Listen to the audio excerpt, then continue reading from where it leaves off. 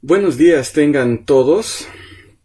Es jueves 30 de julio y doy gracias a Dios por este tiempo que Él nos da, esperando que nuestro querido hermanito Juan Cárdenas pronto esté completamente restablecido para volver a compartir con nosotros. Estos últimos meses, muchas personas han adquirido la práctica de orar o de rezar con todo esto de la pandemia. Y quisiera que pasemos un tiempo hablando acerca de la oración. ¿Qué es la oración? ¿Por qué es necesaria la oración? ¿Cómo deberíamos orar? ¿Qué es lo que hacemos cuando estamos orando? ¿Tiene poder nuestra oración? ¿Escucha Dios nuestras oraciones? ¿Cómo ve Dios nuestras oraciones? ¿A qué oraciones Dios responde? ¿Por qué cosas deberíamos orar? ¿Y cuál es el resultado de orar? Tal vez son muchas preguntas que vamos a tratar de responder durante este jueves y los próximos. Y pienso que vamos a usar más de un jueves para poder responder estas preguntas, pero deberíamos comenzar diciendo que la oración no es una práctica propia del cristianismo. La oración o el rezo es una práctica en muchas de las religiones que existen en nuestro mundo. A través de los tiempos y todas las culturas, las personas han estado orando y rezando como una de las actividades principales para relacionarse con la deidad o las deidades que adoran. Obviamente no es la única forma de relación, pero es la expresión íntima que en cierta medida los acerca a quien o quienes oran o rezan. Ahora, el diccionario de la Real Academia Española define la oración como súplica, deprecación, ruego que se hace a Dios o a los santos. Pero ¿esta definición llega a ser una definición válida para los hijos de Dios? ¿Qué es la oración para nosotros? Para definir la oración en el cristianismo, debemos ir a la palabra de Dios, las Escrituras. Es decir, tenemos que ir a la Biblia para saber qué dice Dios acerca de ella. En la Biblia tenemos información suficiente para saber qué es la oración para nosotros, que somos sus hijos. Entonces, ¿qué es la oración? En el principio de todo, en el relato del libro de Génesis, en el capítulo 2, vemos al primer hombre y a la primera mujer, Adán y Eva. Ellos tenían una relación íntima y personal con Dios. Dios les hablaba de forma directa, hablaba con ellos de una forma personal, y ellos a su vez se dirigían a Dios de la misma forma, es decir, tenían una relación ida y vuelta. Ahora, ¿qué es lo que pasó después de la caída? Esa relación personal, esa relación íntima y directa que el hombre tenía con Dios se rompió. Dios, al ser santo, no puede soportar el pecado en su presencia. Y entonces, al ver que el hombre había pecado, echó a Adán y a Eva de su presencia y del lugar que les había proporcionado. En el libro de Isaías 59, en el capítulo 59, los versículos del 1 al 4, encontramos de forma muy clara la situación en la que la humanidad está frente a Dios luego de la caída. La palabra dice así: He aquí que la mano de Jehová no se ha cortado para salvar, ni su oído se ha ensordecido para oír. Vuestras iniquidades son las que hacen separación entre vosotros y vuestro Dios.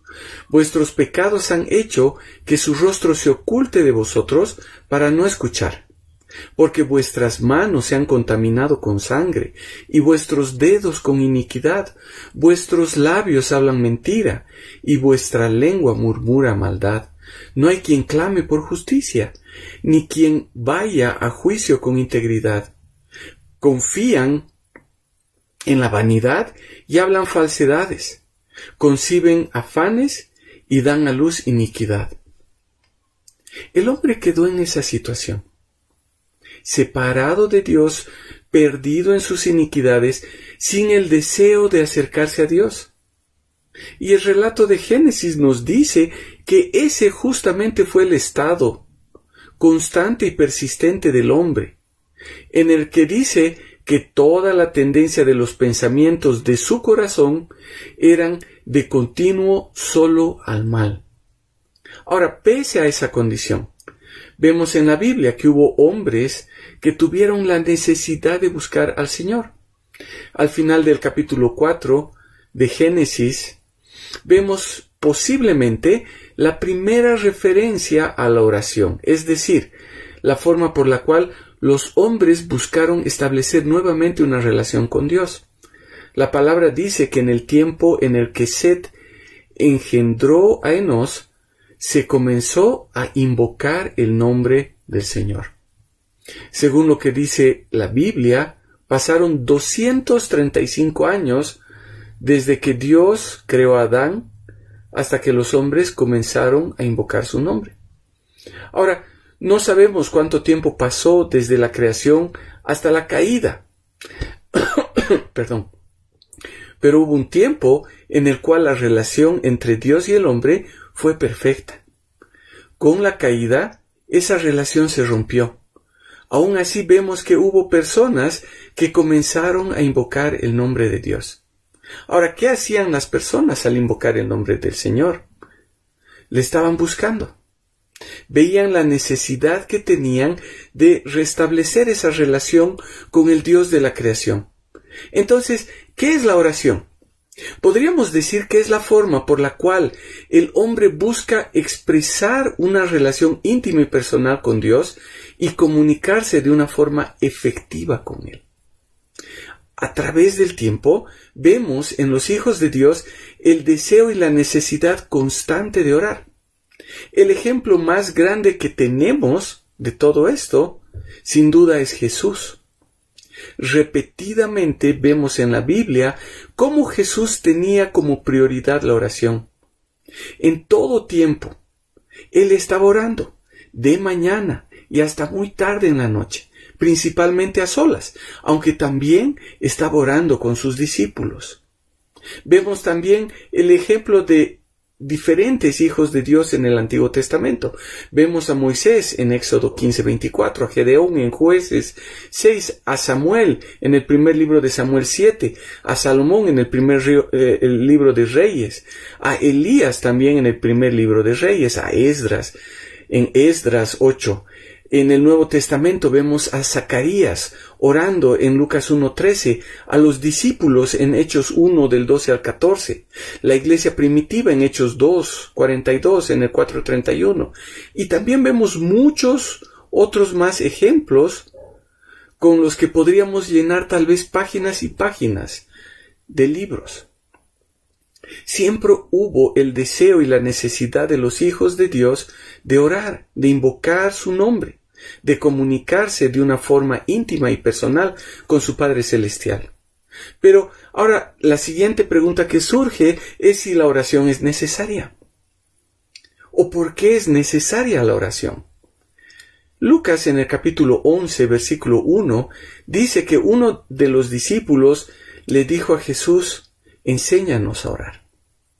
Los discípulos sabían orar, porque en la tradición judía se establecieron ciertas oraciones o rezos que se hacían en diferentes circunstancias. Entonces, ¿por qué los discípulos estaban preocupados por aprender a orar? ¿Acaso no bastaba con lo que ellos ya practicaban? Muchos de los que estaban ahí seguramente repetían los rezos de una forma muy sincera y no hipócrita. Ahora, cuando vemos en el Evangelio de Mateo el pasaje paralelo a el pasaje de Lucas 11, Jesús les dice en el capítulo 6, los versículos del 5 al 8, «Cuando oréis, no seáis como los hipócritas, que aman orar de pie en las sinagogas y en las esquinas de las calles para ser vistos por los hombres. De cierto os digo que ya tienen su recompensa. Pero tú, cuando ores, entra en tu habitación, cierra la puerta y ora a tu Padre que está en secreto. Y tu Padre que te ve en secreto te recompensará. Y al orar no uséis vanas repeticiones como los gentiles, que piensan que serán oídos por su palabrería. Por tanto, no os hagáis semejantes a ellos, porque vuestro Padre sabe de qué cosas tenéis necesidad antes de que vosotros le pidáis. Era muy común que muchas personas trataran de mostrar su espiritualidad a través de hacer demostraciones en cuanto a la oración. Por eso Jesús les dice, no sean hipócritas, oren en secreto, que su oración sea una verdadera comunicación entre ustedes y su Padre Celestial, y Él va a responder esa oración sincera. Pero a la vez, para muchos, las oraciones se convirtieron en una especie de mantra, debido a la influencia de la cultura griega y la cultura romana, que afectó también a los judíos. Es decir, se repetía una palabra, una frase o una oración larga como forma de conseguir algo deseado por perseverancia. También había la idea de que repitiendo ciertas palabras, una oración, podía ser más efectiva. Y saben, son prácticas que vemos hoy en día, en el ámbito, sea cristiano o no. Entonces, al enseñarles a orar a sus discípulos, Jesús les dice, la oración es algo personal. No es algo para mostrar espiritualidad. No es algo que tenemos que repetir y repetir. Eso veían en Jesús. Entonces, el pedido de ese discípulo surgió justo después de que Jesús estuvo orando. Porque dice, aconteció que estando Jesús orando en cierto lugar, cuando terminó, uno de sus discípulos le dijo, Señor, enséñanos a orar. ¿Por qué le hace este pedido? ¿Veía diferencia entre lo que ellos hacían y lo que Jesús hacía? ¿Jesús era buen ejemplo para sus discípulos? ¿Cómo veían los discípulos a Jesús? ¿Acaso lo veían como un maestro más? Juan había enseñado a sus discípulos a orar. Entonces ellos le dicen, enséñanos a orar, como también Juan enseñó a orar a sus discípulos.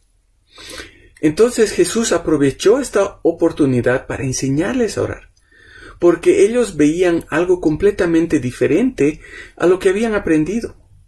Posiblemente veían que las oraciones que hacían solo trataban de responder a una necesidad religiosa, o tal vez lo hacían de una forma sincera, tratando de orar al Padre Celestial.